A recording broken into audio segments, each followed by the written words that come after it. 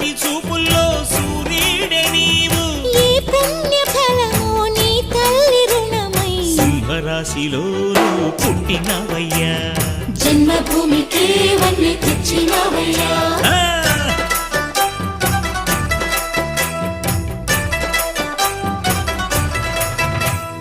పేదలంటే ప్రాణమిచ్చే మన అన్న రాజు పన్ను మిన్ను కన్నా గొప్ప మనసున్న రాజు